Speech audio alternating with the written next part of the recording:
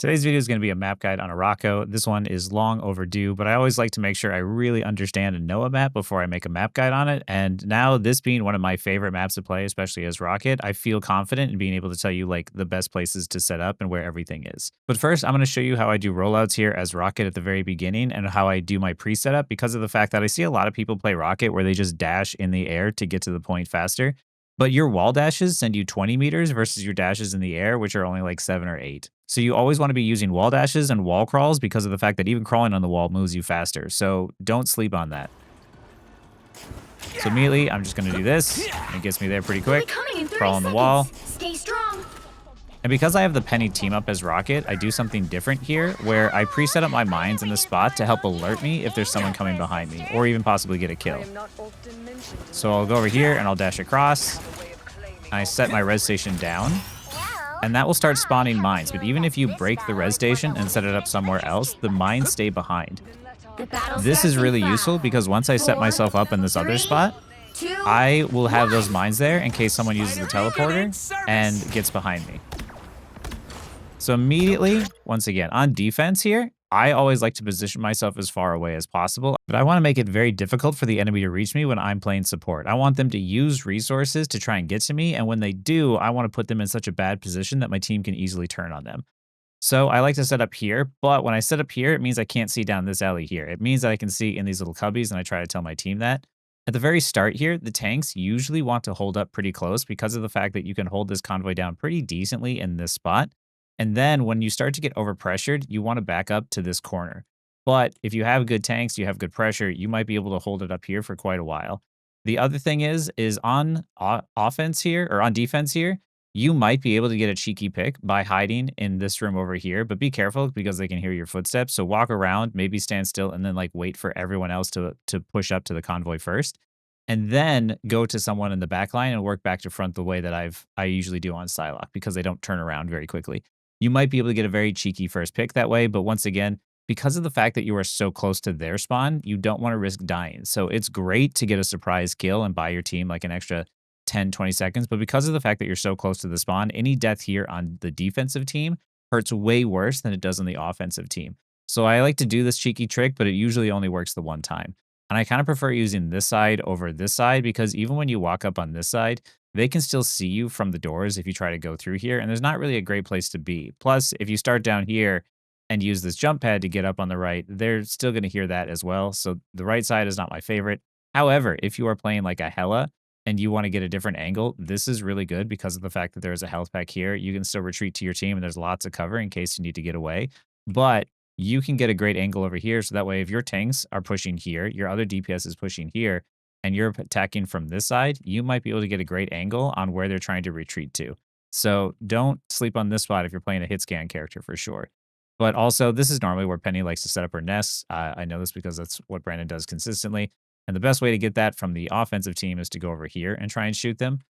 There is also a health pack down here if need be. I have used this one occasionally. This teleporter here is a one-way teleporter. Some teleporters in this game only work one way, and you can kind of see that a lot of times what they do on the new levels is they try to teach you things. So when you go through this teleporter at the very beginning and you turn around, you realize there's a red ring and you can't go back through it. A lot of times what they do in these levels, which introduce new mechanics, is they teach you something in the spawn room that you might not have known before that might be a new tech.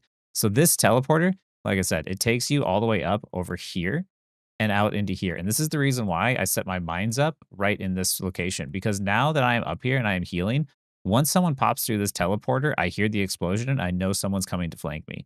So either I get the kill on them or it tells me that someone's on the way and I need to be prepared for that. There's a health pack down here, which is used quite often.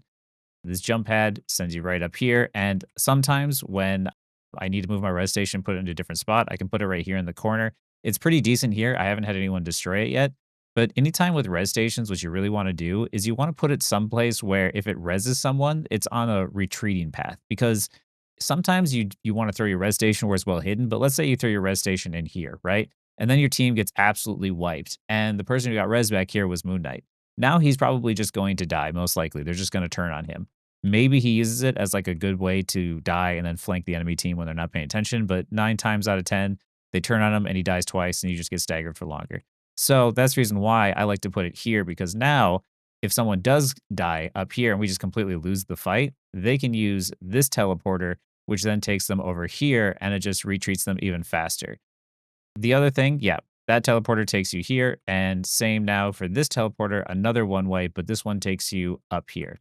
These teleporters are really, really good at really closing distance. I don't understand why people don't use them more often, but if you wanted to make some sort of a great escape, you could teleport through here and then back through here and then back around and teleport up and around, and you can easily get yourself into a lot of locations much more quickly than if you were to just try and walk or use your mobility. So yeah, after you hold on defense up in this area, you start to lose space. You need to back up. You're going to back up and you're going to hold this corner next. When you're holding this corner and just trying to bunker down, you're just trying to keep it from basically coming around this corner. What you have to worry about here, though, is you can't just all turtle up right here because this high ground is the space that you need to contest.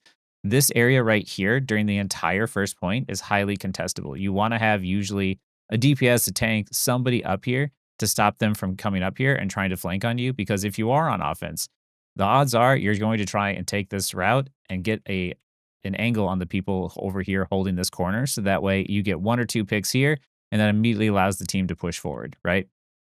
So even if you decide to back up and hold this corner here, you got to tell someone to watch the high ground. There has to be somebody up there, and supports have to be looking up there as well.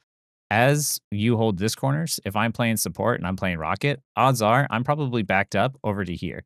I can see my team in this area where I can hold down and I can shoot orbs down main, but I can still see if I have teammates up here where I can shoot orbs here. And if they back up far enough, I can shoot orbs over here to heal them. This makes it very difficult to apply heals to someone who's up here. If you have like a mantis or something, you can send the mantis up there with the DPS. That would be pretty good. But for the most part, I hang down here and I just try to bounce orbs where I can bounce them back into the area as well. Also, rockets wall dashes are really handy on these things because if you hit it at a 45-degree angle, it'll send you right up to this middle ground here as well. This room, very, very useful. Health pack in there. A lot of times when I'm playing rocket, I will throw on offense here. I'll throw a res station like right in there. It's a great little spot to throw it because of the fact that typically most players don't usually turn to look for it. There is also this path down here, which is more useful on offense to me than it is on defense, but something to keep in mind. And let's see. Normally, I know you guys see me use rocket amplifier a lot on high ground, and it does work really useful. But if I were to be holding defense and wanted to use rocket's amplifier, I would probably throw it either here, right in this corner, so it kind of gets covered by this line here. And so that way anybody who crosses in front is kind of put in danger. I'd throw it up top here, so that way it is getting a large radius around this area, but it's also kind of greater outside the fall off range. And then if I needed to use the amplifier up closer, I would probably use it here or maybe even like over here. But what I don't recommend is putting the amplifier up here. It seems like the right idea, but for some reason, this thing blocks the LOS of the amplifier way more than any other high ground spot that I'm used to. So I found it doesn't get good results if I put it up there. So I usually just put it here, or right here is a really good spot too. And the reason why is because of the fact that let's say you have a tank pushing forward. If the tank is pushing forward and the tanks are here and you still have the supports behind this wall, if you drop an amplifier here, the enemy team can't really, the offensive team can't really come around to see it to attack it. So if anybody's pushed up, especially a tank, you can easily destroy them and melt them with the use of the amplifier before they even have a chance to possibly destroy it. What you're always trying to do with the amplifiers is you're always trying to put it in a place where it sort of splits the enemy team in half. And once you get that one kill, and you've all seen my videos, you get that numbers advantage, you win the fight. So that being said, always try to put your amplifiers in the places where they will last the longest. On defense as well, when you want to keep throwing down res stations, there's a lot of great places on defense to throw them. You can throw one here. You can throw it up here. A lot of times the offensive team don't get very far to do anything to try and destroy those amplifiers. So as you can see here, I'll let it play for a little bit and I'll fast forward as well, get it around. You can see as we're just trying to do our best to just hold this down, but you can see that as we start to take too much pressure, this is us backing around the corner. Once we start to lose people, as you can see, like once we start to lose health, we have to give up space. And it's fine. It's fine to give up space temporarily and try and retake it afterwards. You see, Just like that. As they took space, Mike, he ended up getting a kill, which allowed us to push forward and take backspace and go back up to the corner again. It's always what you're trying to do on defense. You're trying to hold space, but you do not want to die. What you're fighting for in these games is time. And a lot of that is just running the clock out. And people get this wrong all the time, but like, you get kills to secure more time, and then you just need to win one fight at the end in order to win the round. So on defense, if you're getting pressured out, like right now, you know, we might be down, we're gonna use the amplifier to try and make it even. But as we start to get too low, it's not worth dying for. So we back up for 10 seconds, refresh our health, get back to full, and then we engage back in. Makes it much easier that way. And good teams know to kite backwards, right? The higher you climb, the more you're going to realize that people die less, and they know to kite away from the damage. You can see here, Cap going for the flank. I'll fast forward a bit some more. Making a cut here with some extra footage because I wanted to go into a little bit more detail. The last and final choke point you want to hold is this third one here. As the convoy moves forward, it's more and more difficult to try and hold space. So a lot of times what you're trying to do is keep the convoy from moving past this line here and into this area. As the convoy moves forward, the enemy team can move forward as well. So Brandon here is set up with his penny nest and trying to basically keep that from happening. He's going to do his best to keep the convoy from moving. When he does that, he cannot be watching the upper left and this room on the right as well. These areas are highly contested areas by DPS. Sometimes you can't have a DPS in every area, but supports typically will hang out back here because of the fact that this is the area of retreat. This is the reason why supports typically have the lowest deaths as well. They're able to sit back far enough to be able to assist their team, shot call, but also leave when it gets bad. But right here in this position, you should be near a health pack so you can keep yourself safe in case someone dives you. But you can also keep an eye on who's coming from the top left. You can use this here as cover when you peek, if someone coming from the right-hand side, and call out when you hear someone pop up here. This third point is really, really important because of the fact that as the defensive team, if you can hold this, you are much closer to your spawn in comparison to the other choke points that are available back here. Because once the bot starts to move past the corner here, it becomes very easy for the team to just push it to this next point here. So this is something to try and keep in mind, is that when it gets to the last and final choke point on any of these points, the defensive team is now significantly closer to the point than they were earlier on. So you want to do your best to try and not die and try and hold this point as long as possible. Typically, people won't on the offensive team come all the way up and around or search in these areas as well. They're most of the time are going to try and break through the choke forcibly this way. So yeah, wanted to add in that little bit of detail there for this first point. Okay, I'm going to fast forward to where they're pushing to the second point here. You can see we're just trying to buy as much time as possible, but this fight is lost. So now we are going to move on to the second point. They hit a checkpoint. Now that turns into the tree, and now we are moving forward here. Now, second point. There is a lot of areas that don't really get fully utilized. There's a health pack up here, not used too often. This upper right area is not used very often, but I find that this is actually a really good spot. If your team is fighting a lot at the corner, you can throw your res station up here, and this area here actually breaks away into this area. Do not throw your res station here. They will see it. You can, if you are on defense, have a cheeky res spot right here if you're holding the corner. This wall clearly breaks. Oh yeah, I forgot to mention too. This wall here breaks, and it breaks through here as well. So you can. It's very useful to break that area to give yourself another little route to cut through on defense or on offense. So here, these walls as well break. There's a health pack in here, and you go through here. The bad part is sometimes it takes a while to break those walls. So if you are ever running through this area, you might want to pre-break those walls early because of the fact that once you try to escape, once you walk in here, even if you grab the health pack, the amount of time it takes you to break the wall, you're usually going to end up dead if someone's chasing you. Res beacon spot. This one's probably the best because it pushes up pretty close and it takes a lot for the enemy to get to it. This area here, good spot for amplifiers because of the fact that if you were holding the corner and they push forward, you could drop the amp here. Anyone behind can't really see it. It's always what you're trying to do. These routes here are these long routes on the outside. People do not use these enough, especially if you're a highly mobile character with the ability to flank. You can get through here. There's a health pack there. You can also drop the res station a lot of times in this area. And in these areas, because they're so less traveled, it's great to hide res stations and get flanks because of the fact that no one ever walks through here for some reason. Stuff I've used all the time. Another health pack here. These things here, if you are playing Rocket or something, you can't stand on these. I know it looks like you can, but you can't. Don't rely on that. Res beacon goes really well up here because people do not look up for some reason. It is very handy to crawl up here, drop the res station, and the moment that they're down here and they're fighting, they aren't paying attention and they never bother to look up. So I'd say like I have a crazy amount of success putting it up there. Otherwise, of course, you can put it just behind the wall. Another health pack here. This wall as well breaks here. And a lot of times, if you can try and, keep the cart from moving all the way back here, that helps. And there's a lot of areas to back up to. But yeah, if you're on defense, you're going to want to back up basically to try and hold this corner. This corner is the best place to hold.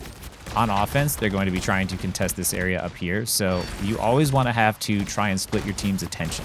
You want to try and have your team have sort of like a main party that holds down main. And you want to have other people, usually a DPS, maybe a tank and a support or something, hold a secondary angle, right? And all the time, what you're always trying to do is contest all those different angles. As you can see, this is one of my favorite places to put an amplifier because of the fact that now look what happens is it splits the enemy team in half. Ultron was over here and his team was over here. So now once I put that amplifier down, my team can take advantage of it and use it. And Ultron was on the opposite side of it. He tried to burn through it with his ult. But luckily, my team was able to kill him before he was able to do so. And now we get to take advantage of this amplifier, whereas their amplifier, this is what a bad amplifier is like. Sometimes this is thrown down basically in like a rush. But luckily, Mag countered so that way it wasn't completely destroyed. But when you're throwing an amplifier down right in front of everyone, a lot of times it just ends up getting melted or burned. So if you can throw it behind a wall where it splits the team in half, and hopefully someone on the enemy team is overextended so you can kill them, that's the best way to use the amplifiers in this game. And like I said, this is one of Rocket's best maps. So if you play Rocket, you should absolutely love this map for all the places you can put amplifier, the res station, and all the wall dashes and stuff that you can do. But yeah, we're going to try and do our best to basically just like hold this corner down. Going up on offense is really difficult because you're naturally going against a team that has the high ground. Right now, they're just trying to overpower us with pure damage numbers. And Brandon there is going to buy time. And here, once again, these are the two angles I'm talking about. Whereas, like, one team is going to sit there and try and hold main. And a lot of times, it's not happening now, but a lot of times people are going to try and send someone up here. This is very common because of the fact that this is the shortest path possible. So a lot of people always default to taking the shortest path that they can from, point A to point B. So this area is highly contested, and so is this area. But because those are the areas that are most highly contested, if you're playing Psylocke or something, or perhaps an Iron Fist or a Magic, you can take the time to walk around and go over here, and usually they tend not to notice. So these are good. These are fantastic areas for, like I said, flank routes or hiding your res station. Very highly underutilized. Adding in some more detail here now on the second point. Same thing before as on the first point is you do not want the convoy to be walking past this choke. This will be the next hard line that you kind of want to keep from happening. You have at least a lot of openings on the sides here and a lot of ways you can sort of utilize cover as the defensive team to try and keep the team from moving up. Usually if it moves past this choke point here and the bot starts to move up, you can maybe try and hold it here and using these areas in the jump pad, but you probably won't be able to hold it for very long because of the fact that it's just too wide of an open area. Applying enough pressure, eventually the team has to walk backwards. It's not the best place to hold, but it is a possibility due to the fact that you have these areas on the side and this here. So you can, but if it's feeling too dangerous, just back it up and take it to this third point, which is usually easier to hold. But when you're doing this and the tanks are usually holding space and they're holding here, someone has to watch this doorway. This doorway is highly contested by DPS because, once again, it is the shortest path for DPS players to take, and they can easily get a flank route off. And you can see that if you were a support in this position here and you were facing your team, you would be right in the LOS of the people coming from the right-hand side. So if you are going to be a support and you are going to heal from this direction, put this pillar here on your right-hand side so you're not in trouble. Or if you can hang out even farther back, hang out back through this doorway and apply heals to your team and keeping away from this. Otherwise, you can hang out over here.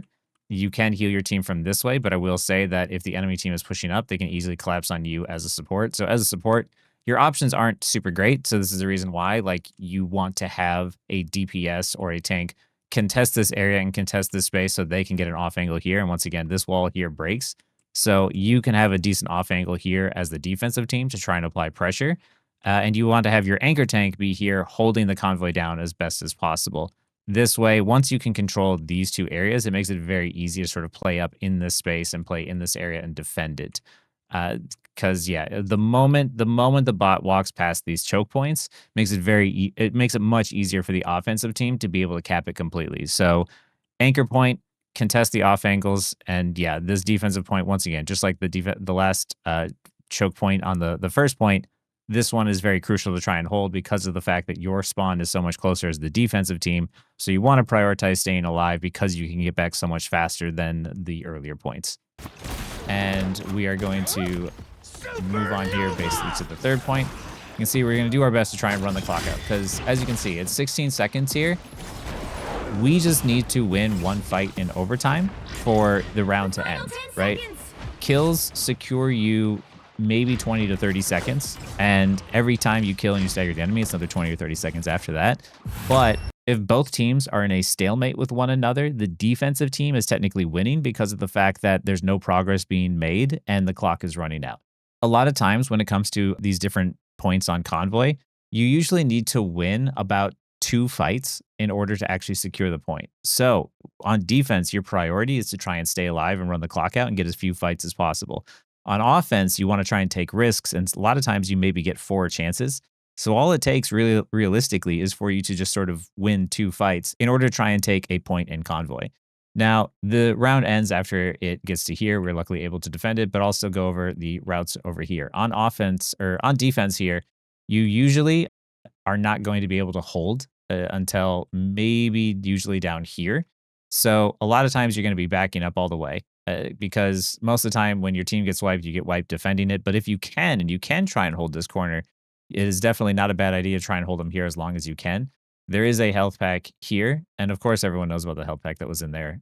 This is a very common area. There is routes over here. And there's another health pack over here. This is where the old spawn room is. So this area is usually pretty empty. Nobody usually goes up here. Health pack here. This one goes all the way around to the enemy side.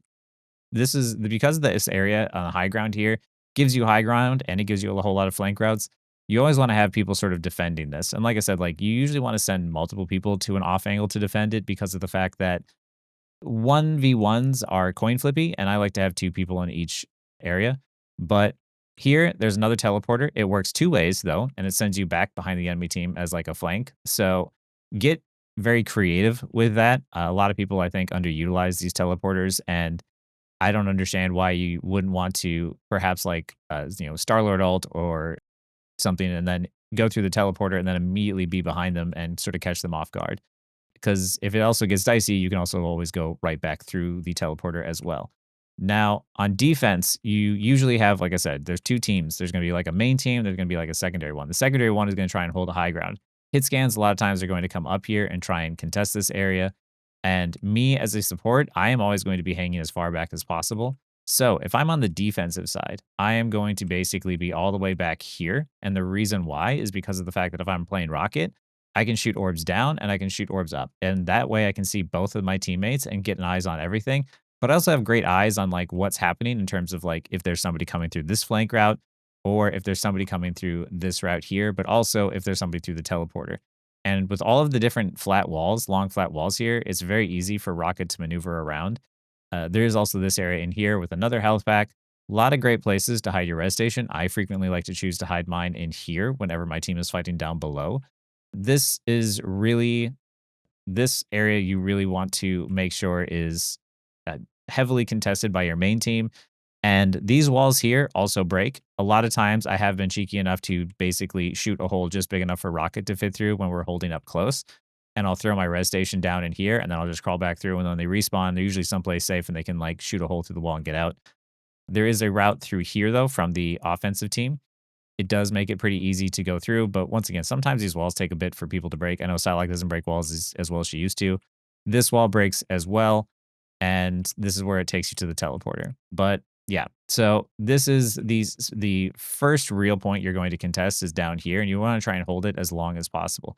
Because once the card starts to move and it starts to get around this corner basically right here is kind of free as it starts to walk up. There's not a whole lot of places to hold on the defensive side that are safe. So you usually back up to holding this choke right here. And this is where you're going to start to really defend it. This is going to be like your last real line of defense. Because after this, it just, once they take the space and they come out into this open area, there's no real place for you to hold cover and be safe. That's the reason why, like, once he gets past this line here, as with any choke point, once it breaks past the line, it's very difficult to defend after that. So you're trying to keep that from happening. As Rocket, I will be usually very far back, or as a support, I might be very far back. I might be over here or over here. A lot of times, if I'm playing Rocket and they're pushing, the team can defend it right here, and I can be over here and out of the enemy's LOS, and I could be seeing my team. Or if they haven't pushed it past the choke yet, I can be here, and this is pretty safe from my end. Tanks are always going to be those areas where they're going to be covering. Basically, they're just going to try and hold this line here. And same for down here, they want to hold this line. But also, when you're down here, break these walls immediately because of the fact that you need escape routes to find cover and whatnot. And you don't want to have to try and break a wall mid-fight. It's very, very frustrating when the walls aren't broken ahead of time to give you more access to areas. So yeah, the DPS is always looking for those off angles. DPS, there might be one down main, like a Bucky down main, and there might be like a Phoenix or somebody that's very mobile, or a Psylocke that can take other angles and other flank routes to try and create openings for their team. A lot of times what's going to end up happening is that one team is going to be going down main, or maybe an entire team is going down main. Then you're going to have like a Daredevil, a Phoenix, a Hela or something. They're going to like go over the top, and they're going to get an angle and start shooting at the back line for free. And that's the reason why you can't let these areas go uncontested. It's not very often that teams just deathball at one another and they try to see who does more damage faster. It's not really my preferred playstyle too. It's very inefficient. It's very coin flippy in my experience. Whereas if all you need is one kill and you catch the enemy by surprise by taking those off angles, it's too effective to not do it. So it's very important that you protect it. And once again, on defense, you are not necessarily trying to go for kills. You're trying to prevent the enemy from securing kills, because all you need to do is run the clock out and then win a fight. You don't need to take any big risks on defense. So focus on protecting your team and cutting off those off angles just as much as you want to try and secure the kills to secure time. But once it gets all the way past here and it pushes to this point, you have a health pack here. This door opens up to the other spawn as well. And yeah, this area up here is also pretty decent for Rocket to hang out and heal from, especially if they start to push up and they start to take more space. Say the convoy gets to here, I might be back here as a support. A lot of times the support, I'm hanging really, really far away, because a lot of these players, like, the higher you climb, the more safe you need to play and the more defensive you need to play, because they're going to want to jump on you. And all too often, I have seen way too many support players, DPS players, that they end up getting Strange ulted, Groot ulted, or taking too much damage and end up dying because of the fact that the support, the DPS, are standing in front of their tanks. Supports and DPS should not be standing anywhere near their tanks, because if there's going to be a Strange ult, it's going to hit all of you. There's a Groot ult, it's going to hit all of you. If a Hela misses when shooting at a Groot and you're standing next to the Groot, you might die because of not even anything that they did. You were just standing in a very open area. So as a support, I'm making myself very difficult to reach and making it very difficult for them to access. So that way they have to use resources to get to me.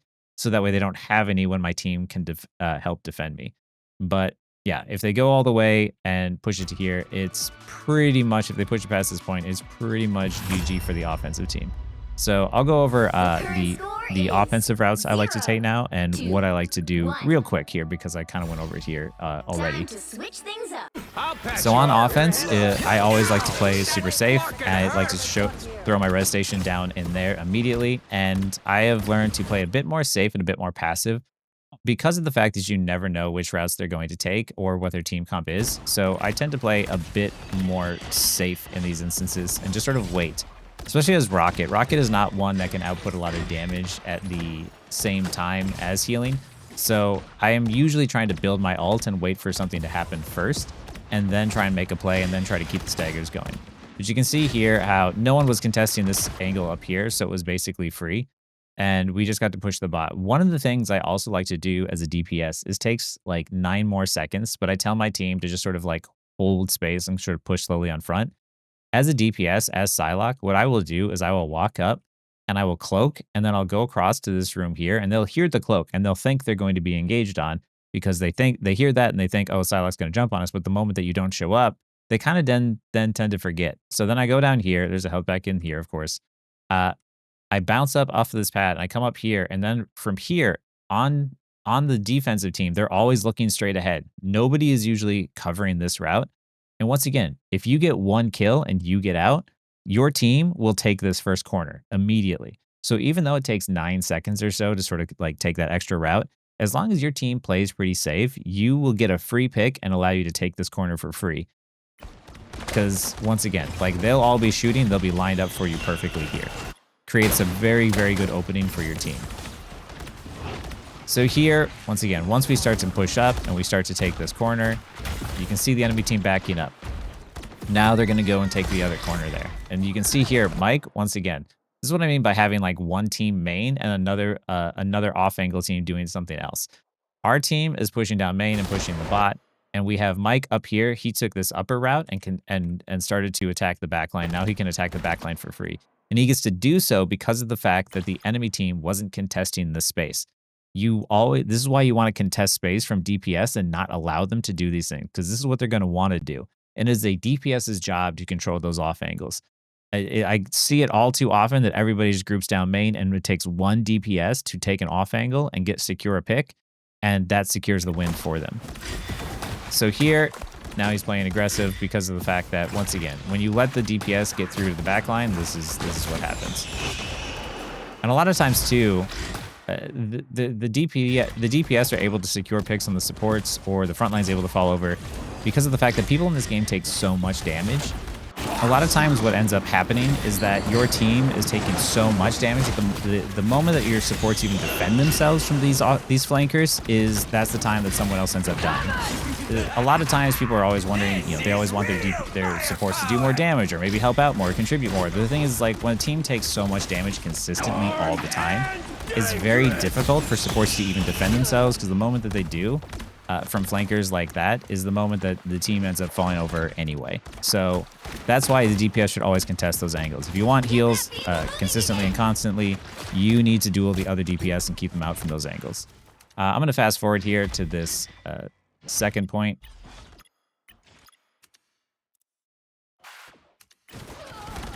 You're halfway there. Keep going. The vehicle reached a checkpoint. Keep up the momentum.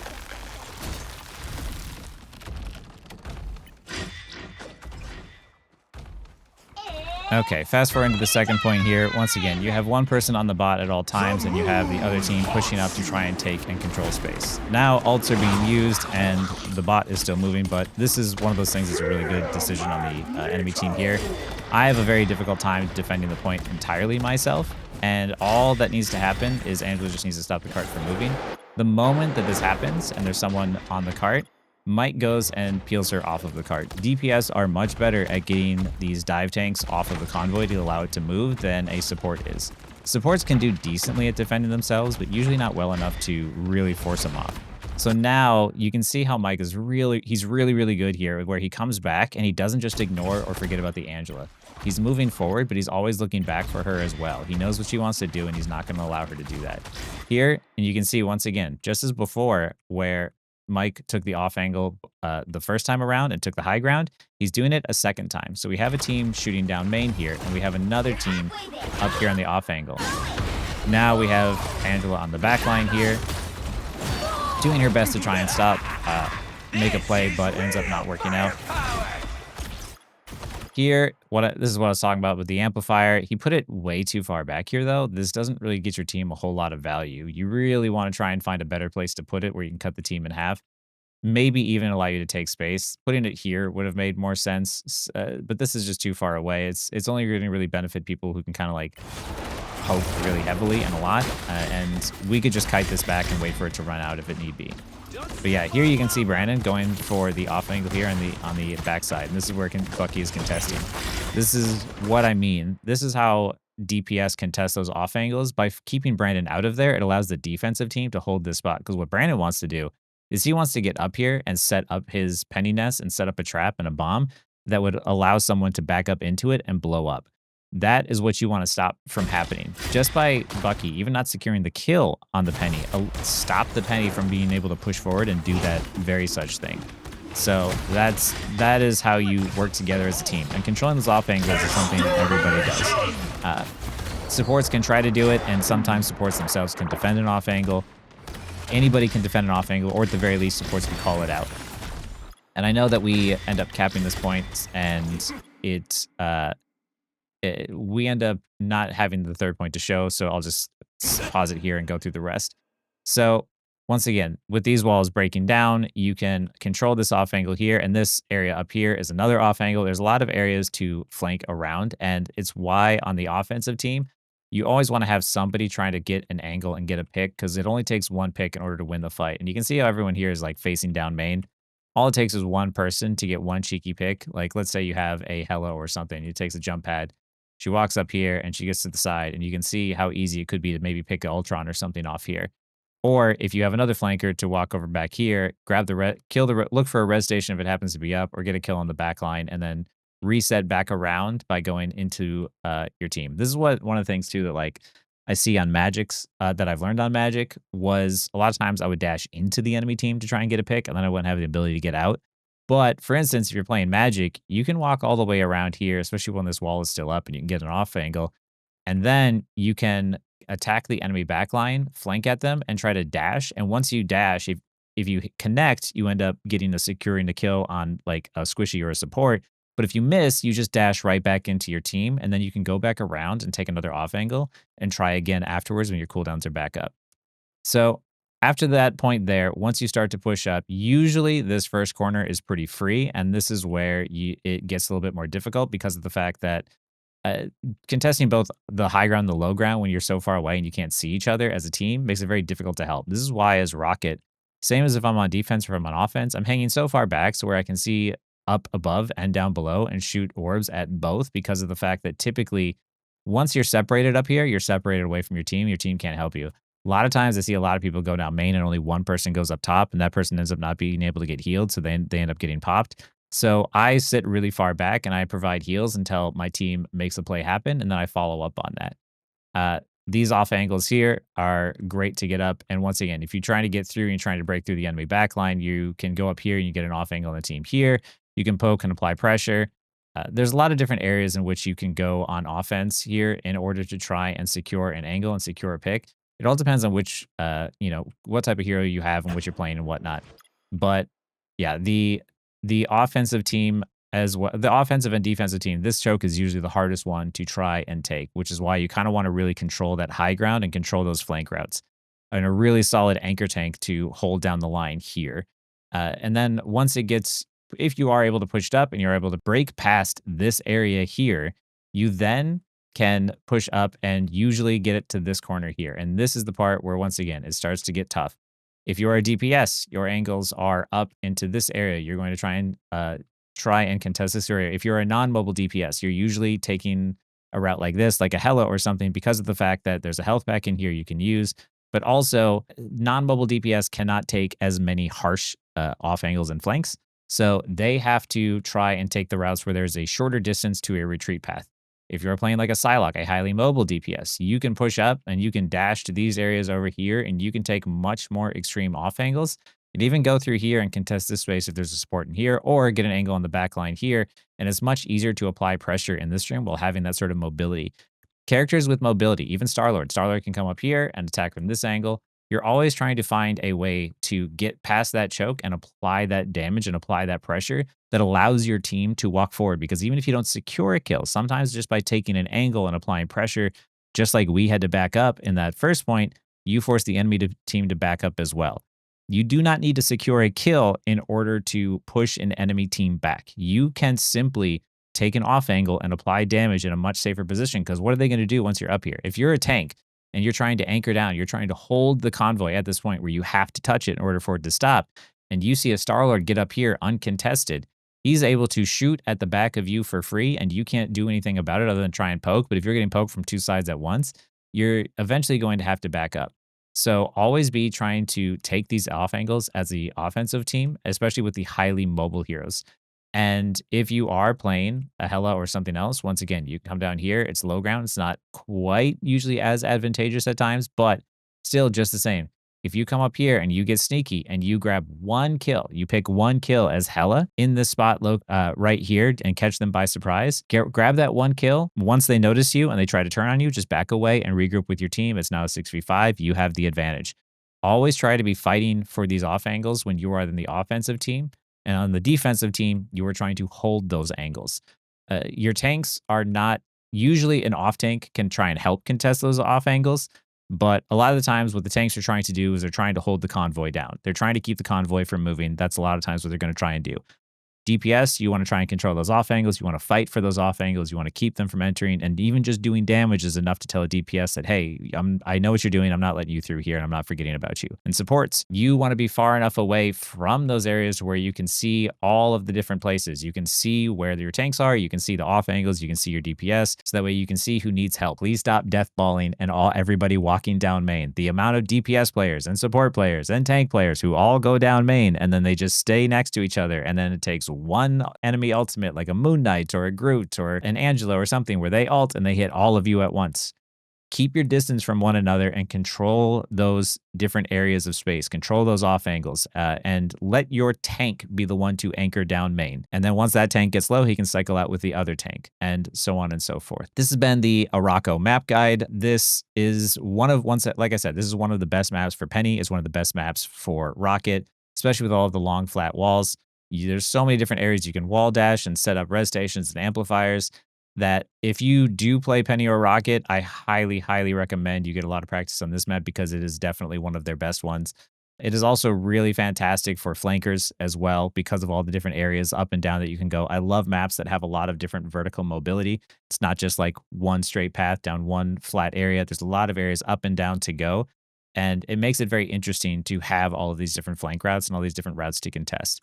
So yeah, this has been the Arakko map guide. I hope you guys found it helpful, and yeah, good luck in your games.